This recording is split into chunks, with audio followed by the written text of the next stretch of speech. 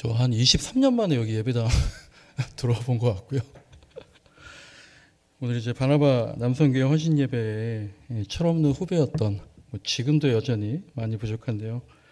그래서 제가 목사라고 이렇게 불러주신 우리 보광정학교회 선후배 교인분들과 또 황강용 담임 목사님께 참 감사하다는 말씀을 드리고 싶고요. 저희 개척하면서부터 계속해서 또 저에게 후원해 주셔가지고 제가 늘 너무나 진심으로 감사하고 저희 교인들도 그렇게 생각하고 있습니다. 또 이제 개인적으로는 저희 어머니가 이제 많이 편찮으시고 그런데 제가 잘 효도도 못하고 근데 늘 기도와 신방으로 이렇게 돌봐주신 목사님들께 참 감사의 말씀을 드립니다. 오늘 저는 이제 개척 전후에 있었던 여러 가지 하나님의 은혜와 몇 가지 깨달음에 대해서 말씀을 나누면서요. 또 헌신 예배인데 우리가 그런 얘기들을 들으면서 내가 어떻게 헌신할까, 하나님께도 나아갈까, 그런 말씀들 서로 나눴으면 좋겠습니다. 제가 2020년에 개척을 하기로 마음을 먹었습니다. 일반적으로 이런 경우에 이제 소명을 받는다 그렇게 표현을 하는데, 글쎄요 이제 그때까지만 해도 거창하게 그런 생각 들지 않았었던 것 같은데 이제 한 2년 반 지났거든요. 지금 생각해 보면 정말 다 하나님께서 하신 거구나, 그렇게밖에 생각이 안 되는 것 같습니다. 제가 이제 개척하기로 마음 먹었던 것은 코로나 때문에 그랬습니다. 코로나 때문에 이제 많은 교회들이 되게 힘들었고, 그때 이제 목회계에 이런 단어가 나오기 시작했어요. 목회 생태계가 많이 바뀌었다라는 거죠. 목회 환경이 바뀌고, 그래서 목회 생태계에 잘 적응해 나가야 된다라는 거죠. 그래서 이제 그런 적응할 수 있는 새로운 형태의 교회가 필요하고, 또 이제 저도 그런 생각을 좀 하게 되었고요. 그런데 이제 제가 개척을 한다고 하니까 주변에서 어떻겠습니까? 다들 이제 만류들을 하셨죠. 목사님 개척을 하더라도 지금 기성교회도 다 어려운 판인데 나중에 하시지 왜 지금 하느냐, 이제 그런 말씀들을 많이 들었습니다. 그러니까 개척을 해도 잘 될지 안 될지, 잘 될까 안 될까, 이렇게 굉장히 정말로 불투명한 그런 시기였습니다. 근데 제가 이제 더 불투명하다라고 생각했던 것은 개척을 이게 정말 될까라고 생각했던 것은요, 개척 후에 잘 될까라고 하는 게 아니라 일단 개척을 시작이나 할 수 있을까? 이제 저한테는 그게 큰 고민이었습니다. 왜냐하면 개척하려면 돈이 필요합니다. 개척하려면 개척 멤버가 필요하죠. 근데 이제 저에겐 둘 다 없었습니다. 그래서 제가 개척을 하려면 제가 부목사로 있고 사역하고 있던 교회에서 전적으로 도와줘야지 개척을 할 수 있었는데 사실 거의 불가능한 상황이었습니다. 제가 이제 부목사로 있었던 대덕한빛교회는요, 우리 황광의 목사님도 잘 아시는 영락교회 부목사로 계셨던 김은섭 목사님이 그 대덕한빛교회로 새로 부임을 하셨는데요. 이분이 새로 오셔서요, 부목사님들의 개척을 많이 도와주셨어요.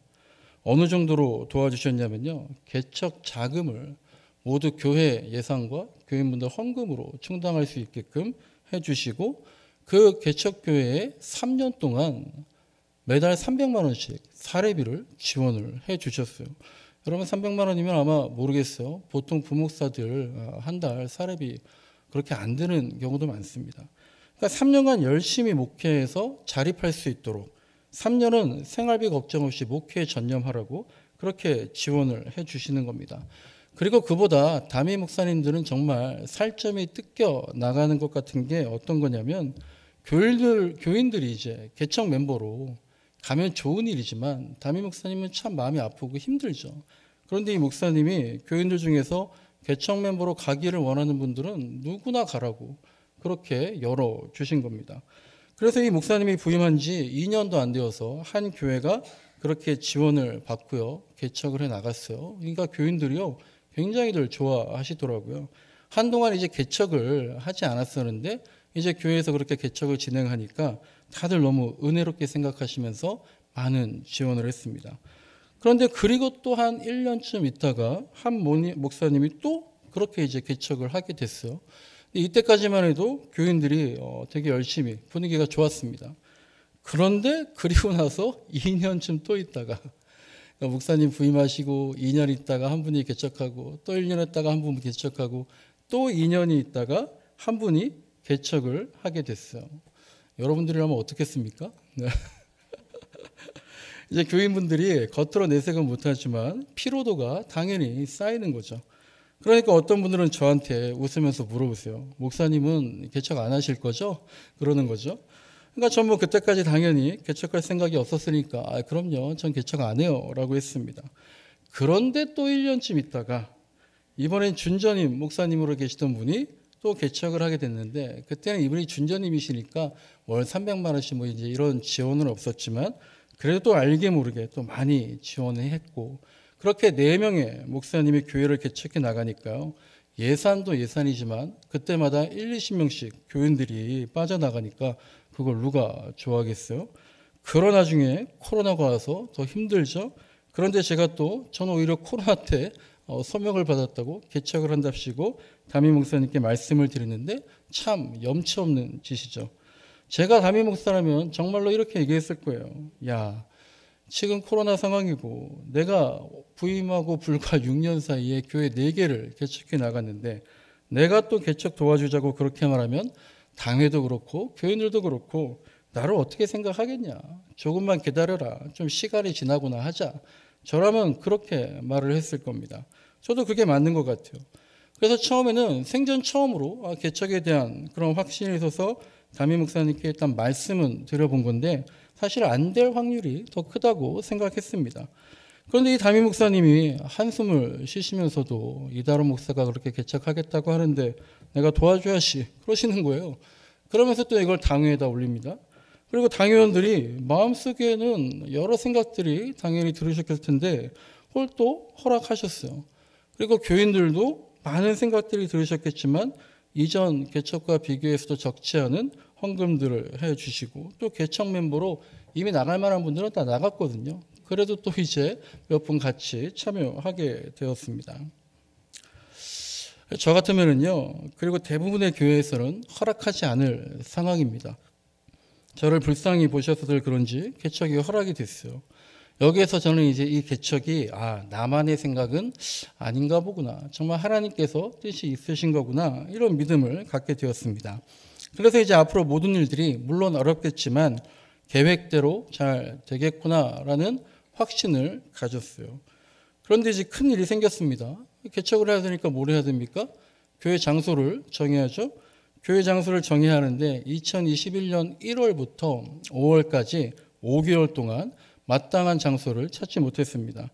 교회 장소가 결정돼야지 목사님 교인들도 거기에 맞게 헌금을 얼마나 할까 생각이 들고 또 개척 멤버로 참여할 사람은 어디래더라 그래야지 또 이제 마음을 정하고 또 저는 이제 7월 말에 사임하기로 했는데 5월이 다 지나가는데도 교회 장소조차 결정이 안 된 겁니다.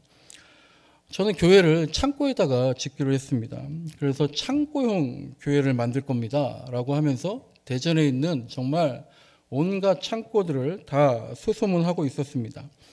창고형 교회는 좀 개방적입니다. 그리고 이미 창고형 카페라는 트렌드도 있고요. 잘만 꾸미면 미학적인 효과도 있고요. 그리고 이제 여러분 뭐 말도 안 되는 얘기지만 구글이나 애플이나 뭐 아마존 그리고 이제 라이프 다 처치 같은 그런 혁신을 외치는 기업이나 교회들도 모두 창고나 차고에서 시작을 했습니다. 그리고 이제 어차피 자가 건물이 없기 때문에요. 어떤 상가 지하로 들어가거나 2층, 3층으로 가면은요. 노출성이나 접근성이 굉장히 떨어집니다. 창고는 내 건물이 아니어도 그 자체가 단독 건물이기 때문에 어떤 접근성 그리고 노출성 이런 것들에 용이한 면이 있습니다. 그래서 창고를 찾아다니는데요. 이 창고 주인분들이 교회를 쓰려고 한다니까 계약을 아무도 안 하는 거예요. 정말 대전에 있는 창고 중에서 지금 저희 교회 크기인 대지가 한 60평, 건평이 한 40평 정도 되는 창고는 제가 다 가본 것 같아요. 나중에 부동산 중개인 분께 물어보니까요. 교회 쓴다고 하니까 시끄러울 것 같아서 계약 안 하는 것 같은 것 같다. 그리고 또 게다가 무슨 교회입니까? 개척교회니까 이 월세나 제대로 낼 수 있을까라는 생각들 때문에 쉽사리 계약을 안 해주셨던 것 같아요. 5월이 다 지나가고 있었습니다. 교회에서는 어서 빨리 장소를 정하라고 합니다. 더 늦어지면 저도 난감하고 교회도 난감한 상황입니다. 저는 분명히 주님 창고형 교회라는 하나님의 음성을 여러 가지 경로를 통해서 받았다고 생각했는데 하나님 이거 아니라는 건가요? 우리도 기도할 때마다 그런 게 있잖아요. 그렇게 생각했는데 아닌 건가요? 제가 하나님의 뜻을 잘못 이해하고 제 고집을 피운 건가요? 그래서 아내와 함께 만약을 대비해서 5월 마지막 한 주 남겨놓고 주변의 상가 건물도 한번 이렇게 보기 시작하다가 이제 5월 마지막 주가 됐습니다. 남아있는 창고가 딱 2개 있었어요. 2개 중에 하나는 몇 번 연락했는데 생각해보겠다 확답을 주지 않았던 것이고, 또 하나는 방금 새로 나온 매물이었습니다. 개척을 준비하면서 난생 처음 3일 금식을 해봤어요. 제가 여기 보광동에 살 때 하루 금식하고 죽을 뻔했는데요. 개척하다가 3일 금식을 했는데 이거 안 될 것 같아요. 더 해야 될 것 같아요. 그래서 이때 이틀을 더 금식을 했습니다. 그리고 이제 5월 31일 월요일, 저희 아내도 다 날짜 기억하고 있더라고요. 그날이 또 이제 제 결혼 기념일인데요. 그 5월 31일 월요일 날 아침에 차를 몰고 이 남은 창고 2군데를 방문하기로 하고 나갔습니다. 여기서 다 거절당하면 창고형 교회 주님 뜻이 아니구나, 접어야겠다, 그렇게 결심을 하고 나갔죠. 차를 타고 나가면서 첫 번째 창고에다가 전화를 걸었더니요, 전화 이제 안 받아요. 제가 하도 전화를 해대니까 이제 몇 번 해도 안 받더라고요. 계약 안 하겠다는 거구나. 이제 하나 남았죠. 부동산에 전화했습니다. 전화했더니 한번 오라고 합니다. 일말의 희망이 생깁니다. 하지만 그때까지 창고에 가본 적은 많습니다. 하지만 한 번도 된다고 한 적이 없기 때문에 사실 안 될 확률이 90%가 넘었죠. 근데 부동산 중개인이 창고 주인을 소개해주고 이렇게 저렇게 얘기를 나누는데 그 주인 어르신 입에서 하라고, 계약하자고 하는 거예요. 5달 만에 처음 듣는 얘기였어요. 정말 그때 이게 아니구나, 내 고집이구나, 내가 또 하나님의 응답을 내 고집으로 포장했구나, 그렇게 생각하다가 정말 마지막에 가서 이게 또 이렇게 되었습니다. 그러면서 전 또 어떻게 했어요? 개척도 창고형 교회도 이게 다 하나님의 계획이구나 라고 또 확신을 갖게 되었습니다. 창고형 교회라는 컨셉은요, 사실 대단한 건 아니죠. 그냥 일반 건물 대신에 창고, 그게 또 주택가에도 여러분 창고가 있어요. 그 창고가 있고 거기에다가 컨테이너 한 4동 집어넣어서 그렇게 그냥 예배당 공간으로 쓰는 겁니다. 근데 이게 나름 특이하긴 특이했나 봐요. 개척한 지 이제 1년이 안 됐을 쯤에 우리 교단 장로교 통합 측 총회에서 개척교회 사례 공모전을 열었었거든요. 그때 제가 지원을 했는데 왜 지원했냐면 최우수상 상금이 무려 2천만 원이었어요. 작년에 그전 연도에 200만 원인가 400만 원이었는데요. 코로나 시대고 하니까 이 개척에 대한 자립형 교회에 대한 그런 거 이제 많이 확산시키려고 상금이 몇 배로 올랐더라고요. 돈의 누리머리에서 제가 참가했습니다. 오늘 1차 예선을 통과한 거예요. 6개 교회 중에 하나로 교회로 선정이 됐습니다. 그래서 이분들이 이제 와서 면접도 보고 또 이제 실제로 탐사도 하고, 그리고 이제 2차 예선 결과는 6개의 교회 중에 2개가 탈락하는 거니까 확률이 높잖아요. 붙을 확률이. 근데 제가 그 2개 교회에 선정이 되어서 탈락했습니다. 이 개척교회 사례 공모전은요, 나중에 보니까요, 자립 여부 혹은 자립 가능성 여부가 얼마나 되느냐. 하도 개척하고 미자립으로 남아있는 교회가 많다 보니까 그게 가장 최우선 채점 기준이었어요. 근데 저희 교회는 그때 자립은커녕 전도도 잘 안 됐으니까 본선에 올라가지 못한 건 당연한데, 나중에 이제 그 본선에 올라간 4개의 교회 보니까 정말 대단한 교회들이더라고요. 그래도 이제 신사위원들이 보기에 이건 또 뭐야 하고 한번 가서 보기나 하자라고 하면서 1차 통과시켜줬던 것 같아요. 그리고 작년 2023년에는 또 이제 어떻게 알게 됐는지 국민일보에서 연락이 와서 취재를 해가지고 국민일보에 또 한 면 크게 우리 창고형 교회다라고 하면서 소개가 나갔어요. 그리고 이제 올해는 두란노에서 발행하는 목회와 신학 잡지에 창고형 교회 소개한다고 또 와서 인터뷰하고 4면에 걸쳐서 기사가 소개되었습니다. 이제 컨셉이라는 게 있는 것 같아요. 저는 한때 이제 유행했던 카페형 교회처럼요, 창고형 교회가 새로운 컨셉이 될 것이다 라고 오는 분들한테 다 호언장담을 했는데 아직 택도 없죠. 커다란 결실이 없지만 어쨌든 간에 이제 이런 생각을 가지고 창고를 알아보고 하다가 극적으로 창고가 계약된 걸 봐서 분명히 하나님의 뜻이 있다라고 믿었는데요. 또 문제가 있더라고요. 개척하는 목사님들은요, 정말 할 말이 많아요. 저도 오늘 약간 길어질 겁니다. 창고 계약했어요. 개척 멤버를 모아야죠. 개척 멤버를 모으는데 2021년 5월부터 2달 동안, 8주 동안 제가 이제 개척 준비 기도회를 열었습니다. 그때 코로나였기 때문에 줌으로 같이 기도회를 열었고 했는데 한 3, 40명 정도 매주마다 이렇게 참여를 했어요. 전 저분들 중에서 그래도 누가 오겠지라고 생각을 했는데요.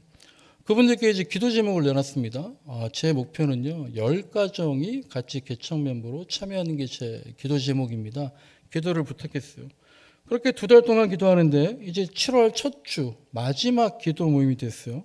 매주 모일 때마다 이 참가하신 분들이 자기들은 올 생각은 안 하고 누가 지금 왔냐라고 맨날 물어만 보는 거죠. 개척 멤버 몇 가정 모였냐고 이제 자꾸 이제 물어보는데 마지막 모임이에요. 기도 제목이 몇 명이라 그랬죠? 10가정이라 그랬죠?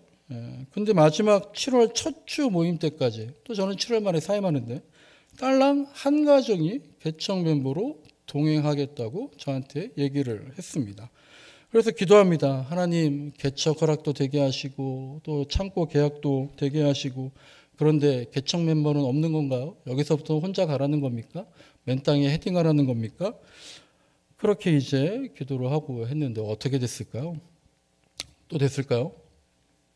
7월 첫 주가 지나고 이제 7월 마지막 주에 제가 사임하면서 고별 설교를 하는데 그 4주 동안 기가 막히게 또 한 분은 그 고별 설교 마치고 나오는 인사하는 마당에 사실은 예전부터 생각하고 있었는데 말씀 못 드렸다고 정말 10가정이 인원은 14명이었지만 가정은 10가정이 개척 멤버로 같이 참여하겠다고 모였던 겁니다. 또 되더라고요. 될 놈인가 보다. 그러면서 이제 개척을 했어요. 저희 교회는 온라인 처치를 지향합니다. 온라인이라는 건요, 온라인과 오프라인을 둘 다 동등하게 보는 거예요. 오프라인만 좋다, 온라인만 좋다 이런 거 아닙니다. 둘 다 같이 균형을 잡자는 거죠. 오프라인에서 교회는요, 오프라인에서 얼굴을 이렇게 맞대고 모여야지 교회다워집니다. 하지만 온라인 사역, 유튜브 사역 아직도 이것이 저희 같은 작은 교회에서는요, 교회를 알리고 성장할 수 있는 어떤 블루오션 같은 부분이에요. 그런데 온라인 목회를 한답시고 했는데 2년이 지난 2023년 8월에 보니까요, 유튜브 구독자가 270명이더라고요. 이게 아니다 싶었습니다. 우리가 막 온라인, 유튜브에 막 죽어라 하는 거 아니지만 균형을 맞추면서 어쨌든 잘 가꿔야 되는데 그래서 어떻게 이제 기독교 유튜브 사역자 2분을 소개받아서 줌으로 컨설팅을 잠깐 받았어요. 그리고 나서 이제 객관적으로 보니까 정말 우리가 그냥 설교만 올려놓고 가끔 가다가 좀 생뚱맞은 영상 올려놓고 와 조회수 500회 나왔다 막 이제 그렇게 좋아하고 있었더라고요. 제 아내가 저희 교회 미디어 간사입니다. 뭐 이것도 사연이 많지만 하여간 미디어를 하겠다고 하자고 막 그렇게 제가 막 밀어 등 떠밀은 거죠. 그래서 이제 하다가 이때 이제 작심을 하더라고요. 여보 4개월 지나고 그때가 8월이었으니까 12월이 돼서도 구독자 수가 500명이 안 되면 우리 미디어 사역 접읍시다. 이것도 하나님의 뜻이 아닌가 봅니다. 그리고 이제 그때부터 저희 아내가 기독교 유튜브가 어떻게 해야 되는지, 기독교인들은 어떤 컨텐츠를 원하는지 미친 듯이 정말 죽어라 파고들면서 분석을 해야 되더라고요. 그러더니 갑자기 기도 영상 그렇게 많은데 기도 영상을 쇼츠로 만들어서 올리더라고요. 하식이라 그래가지고 하루를 시작하며 드리는 기도 쇼츠 영상, 하막이라 그래서 마귀가 아니라 하루를 마무리하며 드리는 기도, 이렇게 매일 2개씩 만들어서 올립니다. 어떻게 됐을까요? 2년 동안 270명 구독자예요.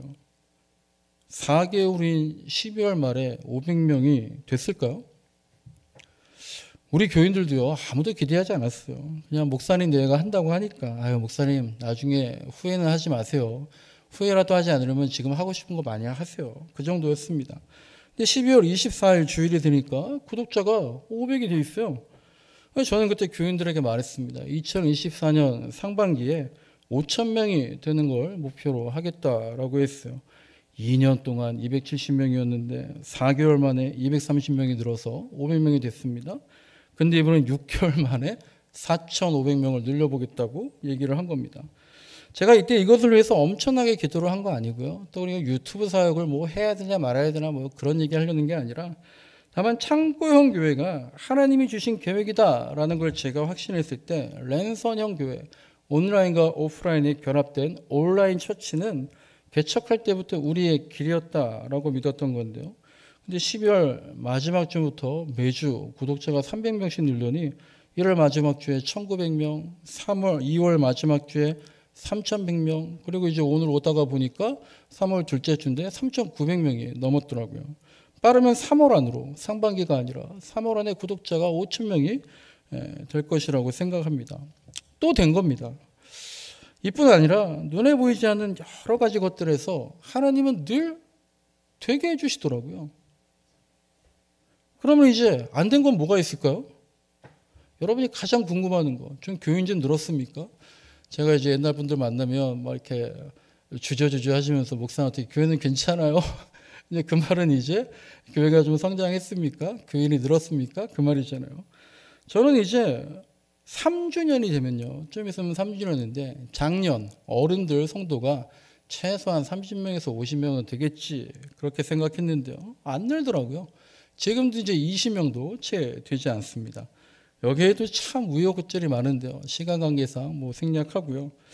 요새 제가 표징을 보여달라고, 주님 표징을 보여주옵소서. 예수님께서는 표징, 요나의 표징밖에 없다고 하셨지만 구약에는 표징이 많이 나옵니다. 하나님 3주년이 되는 8월 말까지 얼마 안 남았죠? 5가정이 등록하게 해주세요. 제가 믿어요. 하나님 당신 믿습니다. 하나님 믿습니다. 그런데 불안합니다. 믿긴 믿는데 약간 불안한 거예요. 근데 8월 말까지 한 5가정 등록하게 된다면 적당한 인원수까지 우리가 늘어날 수 있을 거라고 그때부터는 의심하지 않을게요. 그때부터는 다시 표징 보여달라는 얘기 안 할게요. 그러면서 막 기도하고 있어요. 또 될까요? 네. 아멘을 한 5분 이상은 하신 것 같으니까 5가정이 될 줄로 믿습니다. 자, 그런데요. 저는 왜 당연히 믿지 못하는 걸까요? 왜 표징을 또 보여달라고 기도하는 걸까요? 앞에서 말한 것들도요. 제가 간단하게 얘기해서 그렇죠. 그때 정말 나름대로 드라마틱한 기적 같은 일이었거든요. 그러니까 또 되는 게 당연한 거 아닙니까? 그런데 우리가 의심합니다. 저도 의심이 들어요. 그리고 이제 기억이 가물가물해져서 그때 우연히 어떻게 이렇게 됐지 그렇게 생각합니다. 그러면 기적이 10개 정도가 한 달마다 막 연달아서 일어나면 우연이 아니라고 믿을까요? 아니면 5가정이 아니라 50가정이 등록을 했다면 우연이 아니라고 믿을까요? 그렇게 되면 우리 염려가 없어질까요? 오늘 마가복음 말씀이 바로 그런 겁니다. 칠병이어라고 알려진 말씀이죠. 이것만 보면은요, 이런 일이 한번 있었나 보다 싶어요. 그런데 칠병이어보다 더 유명한 어떤 기적이 있습니까? 오병이어 기적이 있잖아요. 그런데 이 오병이어 사건이 칠병이어 사건보다 앞서 있었다. 그렇게 사람들 생각합니다. 그런데 말씀을 보세요. 이 제자들이 그런 일이 언제 있었나? 마치 이런 식으로 생각하는 거예요. 또 될까요? 주님? 너무 신기합니다. 성경을 보면은요, 신기한 게 참 많죠. 나 같으면 정말 찰떡같이 예수님 믿었을 텐데 어떻게 저럴 수가 있을까? 오병이어의 기적을 이미 체험했는데요. 그래서 5,000명이 넘고도 남았다고 했는데 왜 지금 4,000명이 모이는데 예수님한테 기적을 요청하지 않는 겁니까? 왜 또 떡을 사올 생각만 하는 겁니까? 왜 예수님의 능력이 아닌 자신들의 계산을 먼저 내세울까요? 너무나 이상하고 한심하지 않습니까? 근데 이게 바로 저와 여러분의 모습이 아닐지 돌아봐야 된다는 거죠. 저는 성경을요, 나름 비판적으로 의심하면서 읽는 사람입니다. 오병이어가 칠병이어가 한 사건이었다. 그런 학설들도 있고요. 어쨌든 간에 제가 교인들하고 가장 많이 하고 있는 게 2년 1독 바이블톡이라고 해서 줌으로 1대1, 1대1, 1대3으로 성경 공부를 하는데요. 2년 동안 한 번 읽자라는 거예요. 근데 그냥 읽는 게 아니라 성경을 좀 해석학적으로 읽어보자. 제가 막 이렇게 물어봅니다. 창세기 할 때 엄청 그분들 시험 들으셨어요. 창조가 진짜 있었다고 생각하세요? 제가 교인들한테 물어보는 겁니다. 다윗과 골리앗이 진짜 싸웠어요? 처녀가 잉태해서 아들을 낳을 거라 그랬는데 그 아들이 예수님 맞아요? 제가 물어보니까 오히려 그분들이 당황하죠. 성경은 모든 게 의심투성인 글입니다. 상식적으로 생각하면 전혀 말이 안 되는 내용들입니다. 그러니까 어떻게 해야 돼요? 늘 의심하고 고민해야 되는 거예요. 무조건 믿지 말고 무조건 받아들이지 말고 의심과 질문이 먼저인 겁니다. 근데 그렇다고 해서요, 답은 없어요. 정말 성경 공부하다 보면요, 답 없는 얘기만 계속해요. 하지만 의심과 질문이 먼저다.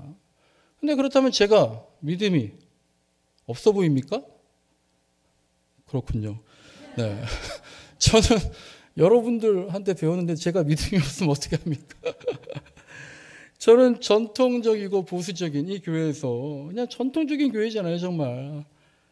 여기서 나고 자라고 배우고 정말 믿음이 확고한 사람이에요. 그래서 논리적이고 이성적인 것만으로는요, 제 믿음, 제 신앙이 유지가 안 돼요. 여러분과 마찬가지입니다. 기독교는 무슨 신앙입니까? 체험의 신앙이라 그러잖아요. 내가 경험한 기적, 하나님의 응답, 그 체험이 계속 있어야 돼요. 여러분 체험이 넘치잖아요. 어떻게 예수님 믿는다고 할 수 있습니까? 그땐 그랬지. 그땐 됐었어. 그래, 그때는 기적이라고 인정할게. 하지만 이번에 또 그렇게 되지는 않을 거야. 지금 제자들이 바로 그런 심정이에요. 또 될까요? 하나님은요, 언제나 응답하십니다. 하나님은요, 언제나 또 되게 하시는 분이에요. 하나님의 뜻이라면요, 우리의 기도가 하나님의 뜻에 합당하다면 반드시 응답하십니다. 근데 여러분 많이 들었을 거 아니에요. 근데 우리가 잘못 보거나 내 고집을 하나님의 음성이라고 포장하면 되지 않아요. 하나님의 뜻은 반드시 또 됩니다. 그러니까 우리가 기도할 때요, 또 될까요, 주님? 이거 안 될까요? 됩니까? 안 됩니까? 이거 물어보면 안 돼요. 뭘 물어봐야 돼요?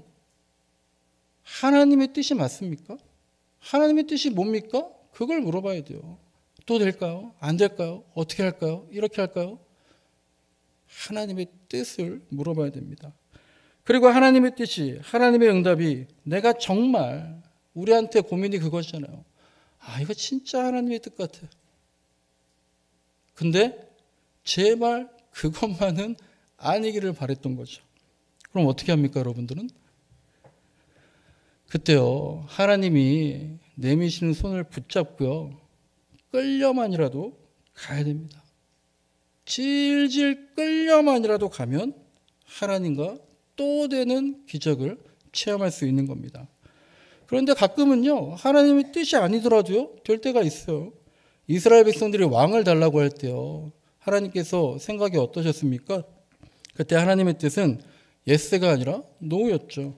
하지만 왕을 세워주셨습니다. 그건 아주 럭키한 경우입니다. 우리가 은혜라고 부르는 경우입니다. 그런데 그 결말은 어땠습니까? 이스라엘이 왕정 국가에 들어가면서 멸망의 길로 접어드는 거죠. 그러니까 그런 럭키한 경우에 정말 하나님을 봐서라도 하나님께 누가 되지 않도록 하나님께 진 빚을 갚을 수 있도록 더 정신 똑바로 차리고 노력해야지 그 은혜에 보답하는 겁니다.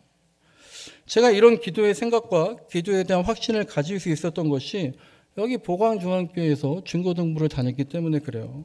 중3 때 우리 교회 회장을 선출할 때였습니다. 다들 교회 회장 한다 그러면 안 해. 뭐 대면하고요. 뭐 그냥 그렇게 하잖아요. 저는 후보로 선출되어서 앞에 나가서 이제 그 당시에 정기원 발표를 다 했어요. 혹시 된다면 열심히 할게요. 그렇게 말하지 않았습니다. 저는 공약을 내걸었어요. 우리 교회 중등부 출석 인원을 제 임기 안에 100명이 되도록 하겠다고 했습니다. 그러니까 여러분 뽑아주세요. 그때 중등부 출석이 한 7, 80명 나왔고 옛날엔 또 100명이 넘고 막 그랬는데 7, 80명 정도로 줄어 있었죠. 열심히 전도하면 뭐 2, 30명 되겠지. 뭐 공약 때문인지 회장이 됐습니다. 근데 6개월 임기였거든요. 임기가 다 끝나가요. 8월이면 임기가 끝나는데요. 7월이 되니까 7, 80명이던 인원이 어떻게 됐을 것 같아요? 여태까지 얘기해 보니까 다 뭐가 안 됐죠. 그러니까 60명대까지 떨어져 있는 거예요. 한 달 남았는데. 그래서 이제 한 2달 남은 거죠. 그래서 7월부터 주일마다 새벽 기도회를 나갔습니다. 이 밑에 이제 1층 거기서 무릎 꿇고 기도하는. 제 친구이자 총무는요. 집이 강남인데 주일에 강남에 새벽 2, 3시에 일어나서 한남대교를 걸어서 건너왔어요. 그렇게 새벽 기도회를 주일마다 드렸어요. 그러자 정말 거짓말같이 인원이 70명이 되고 80명이 되고 임기가 이제 2-3주 남았어요. 8월 뭐 둘째 주쯤 되니까 90명이 됐어요. 임원회의를 했습니다. 임원들 다 뭐 친구랑 후배들인데 부탁을 했어요. 이번 주일에는 꼭 한 명이라도 더 다음 주죠. 새벽 기도에 나오자. 한 명이라도 더 새벽 기도에. 2-3 사람이 모이는 기도하는 곳에 주님이 있다고 하시지 않았느냐. 그렇게 부탁을 했더니 임원 중에 하나가 피식 비웃습니다. 아직도 누군지 기억하고 있어요. 교회 없는 것 같아요. 네. 그런데 그 주일에, 그 다음 주일에 임원 중에 정말 한 명이 더 나와서 기도를 했고 그 주일에 100명이 됐을까요? 안 됐을까요? 남의 일이라고 굉장히 쉽게 얘기하죠. 네. 근데 정말 100명이 넘었어요. 그리고 임기 끝날 때까지 한 번 더 100명이 넘고 제가 명예롭게 중등부 회장 임기를 마쳤습니다. 고등부로 갔어요. 중등부 인원이 또 줄었습니다. 후배들이 찾아와서 묻습니다. 제가 뭐라 그랬겠습니까? 야, 새벽 기도에 가라. 지금이 방학이니까 2주 동안 매일, 야, 이거는 2달 뭐 그게 아니라 정말 긴급하게 집중적으로 2주 동안 매일 새벽 기도하자. 그랬더니 또 어떻게 됐겠습니까? 또 됐을까요? 네. 40명대까지 그때 떨어져서 임원들이 찾아왔는데 정말 2주 만에 80명이 됐어요. 근데 기적에 대해서라면요. 사실 이런 거 말고 저보다 여러분들이 훨씬 더 많고 더 신비한 그런 기적들 다 한두 가지씩, 10가지씩 없는 분들이 어디 있어요. 그런데 우리들 체험이라는 게 또 옛날만 못한 것 같아요. 지금은 왜 안 됩니까? 기도가 부족해서요? 글쎄 그것도 맞을 것 같아요. 솔직히 얘기하면 적지 않은 분들이 예전보다 덜 기도하고 있지 않을까요? 그러나 더 중요한 것은 우리가 하나님의 뜻을 무시해서 그러지는 않을까라는 겁니다. 최근에 기도 먼저라는 책을 읽었는데요. 이런 문구가 있었습니다. 한번 잘 들어보세요. 나는 어떤 사람인가? 종교적인 사람의 기도와 복음적인 사람의 기도 사이에 종교적인 사람의 기도와 복음적인 사람의 기도 사이에 결정적인 차이점이 있다. 종교적인 사람은 하나님께 뭔가를 얻기 위해서 기도하지만 복음적인 사람은 하나님을 더 얻기 위해서 기도한다라는 거예요. 우리의 기도가 하나님을 얻기 위한 겁니까? 하나님께 뭔가를 얻기 위한 겁니까? 이걸 정말 꼼꼼히 따져봐야겠어요. 저는 요새 바리새인의 기도라고 화요일부터 금요일에요. 11시 30분부터 오전 12시 30분까지 1시간씩 기도를 하고 있는데요. 올해 말까지 정말 내가 2시간 기도하는 목사, 궁극적으로는 정말 조영기 목사님처럼 하루 4시간씩 기도하는 목사 꼭 되고 싶다라는 꿈을 꾸고 있는데요. 하루에 화수목금 4일 동안 1시간씩 겨우 보고 기도하냐고 할 수 있습니다. 또 어떤 분들은 개척교회 하니까 시간이 남아도나 보지 그렇게 말할 수도 있습니다. 근데 저는 요새요, 내가 왜 안 쓰러지고 있지? 쓰러지지 않는 게 이상하다 할 정도로 정말 너무나 바쁘고 정신없게 살고 있어요. 시간이 남아서 기도하는 게 아니라 너무 바빠서 기도하는 겁니다. 너무 힘들어서 내 힘으로는, 물리적으로는, 시간적으로는 도저히 안 되니까 하나님한테 맡기는 겁니다. 하나님이 하세요. 난 모르겠습니다. 그런데 그냥 아무 때나 제가 기도의 고수라면 그냥 아무 때나 언제든지 시간 날 때 기도할 수 있는데 그렇게 하다 보니까 점점 우선순위가 밀리잖아요. 그러니까 기도의 시간이 줄어드는 거예요. 그래서 유튜브 스트리밍을 아예 켜놓고요. 바리새인처럼 나 기도합니다. 다 보여주면서 유세를 떨면서 기도를 하는 거예요. 정말 하루에 몇 시간씩 기도하시는 목사님과 성도분들께는 정말 민망할 정도로 죄송한 말씀이에요. 하지만 저 같은 사람은 이렇게라도 기도해야 가능하다. 그러니까 그렇게 기도하는 게 올바른 거냐 아니냐, 겨우 그거 기도한다고 유세냐, 이런저런 스스로에 대한 자괴감, 이거 이러면 안 되는 거 아니야? 그런 거 묻지도 따지지도 않고 그냥 기도 시작한 거예요. 생방송으로. 그렇게 기도하면서 이런 생각이 들었습니다. 어쨌든 그렇게 하니까요, 못 도망가겠더라고요. 그래서 그렇게 계속 기도하다 보니까 요즘은 기도하는데 이제 이런 생각이 들어요. 대전에 둔산동이라고 있어요. 서울로 치면은 남대문이나 강남이나 뭐 종로 같은 곳인데요. 그 둔산동 대로변에 거기 좀 땅을 사서 작지만 세련된 창고형 교회와 그 옆에다가 교회 크기만한 반려견 놀이터 하나 만들었으면 좋겠다. 그러니까 예전에는 교회가 어린이집과 카페로 사람의 마음들을 움직였잖아요. 이제는 반려견으로 관심을 끌어야 되는, 저는 개척할 때부터 그런 생각을 이제 했었는데 상당히 안 되니까. 근데 이제 그런 기도할 때에 뭐 하나님의 음성이 들렸는지는 모르겠고요. 기도하면서 계속 그런 생각이 들더라고요. 이건 또 될까요? 된다고 해주세요. 이제 제가 먼저 교회에서 목사 사례비 지원도 끊기고 아직 월세도 벗어나지 못하는데 이런 꿈이, 기적이 일어날까? 그리고 무엇보다도 뭘 체크해야 돼요? 이게 하나님의 뜻일까? 기도하면 알 수 있어요.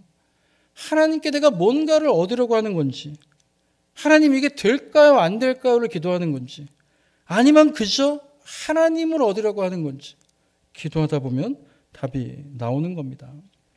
여러분, 또 되겠습니까? 여러분의 기도 제목이나 저의 기도 제목이 또 응답될까요?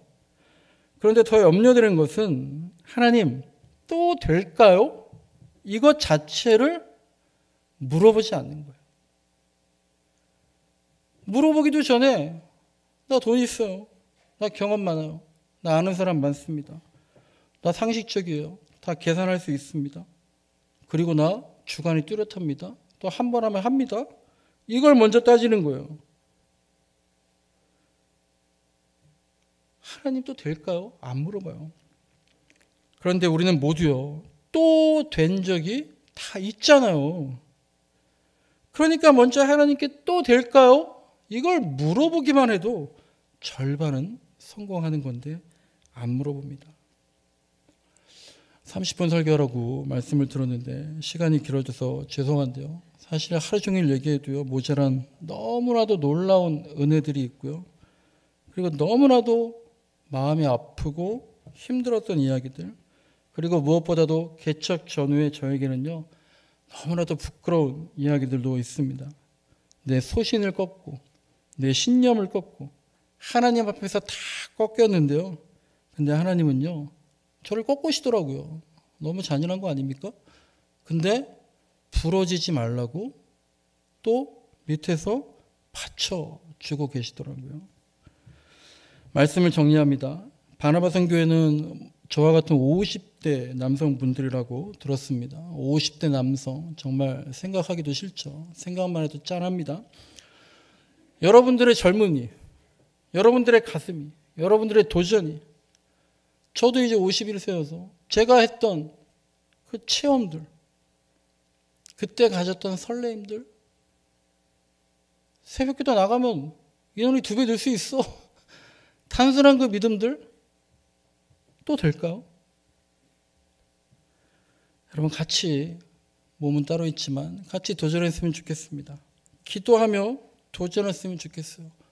그래서요, 50대, 60대, 80대가 돼도요, 제 가슴이 늘 주님만 생각하면 설레는, 정말 콩닥콩닥 뛰는 그런, 기도하면 하나님을 그렇게 더 얻어가면서 하나님만 믿고 들이받았으면 좋겠습니다.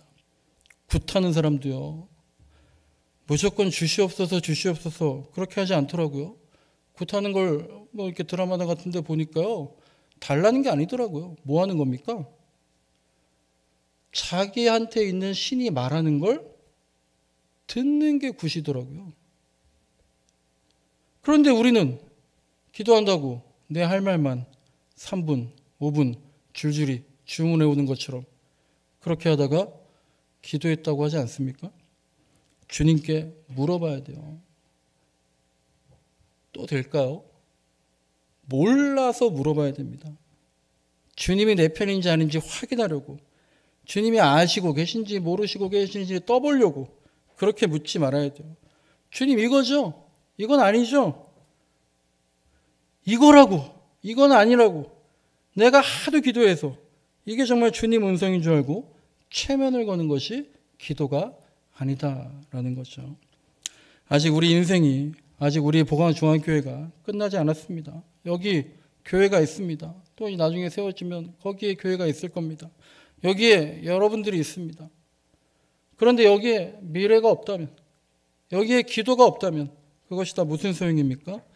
앞으로도 저와 여러분, 제 믿음의 동지와 선후배님들과 하나님의 뜻이, 하나님의 응답이 또 되었다고 서로가 서로에게 알려주는, 그래서 이 불확실성의 시대에 서로에게 주님 안에서, 믿음 안에서 도전과 확신이 되어주는 저와 여러분의 인생이 되시길 간절히 소망합니다. 기도하겠습니다. 하나님 감사합니다. 부족한 종이 정말 오랜만에 왔습니다. 하나님, 후배의 말이 아니라 하나님 말씀, 목사의 말을 들으러 또 우리 선배님들이 오셔서 경청하십니다. 주님께서 오늘 말씀하셨습니다. 아버지, 그 말씀 인정할 수 있습니까? 그 말씀, 주님 맞습니다, 할 수 있는 용기와 의리와 믿음이 있습니까? 아버지 하나님, 주님 말씀하시면 내가 어디든 가겠다고, 어디든 멈추겠다고, 아버지 옛날에 그랬던 그 신앙, 그 도전, 그 뜨거움, 아버지 하나님 우리가 평생 간직하며 주님 앞에서 늘 소년으로 살아갈 수 있도록 도와주시옵소서. 예수님의 이름으로 기도드립니다. 아멘.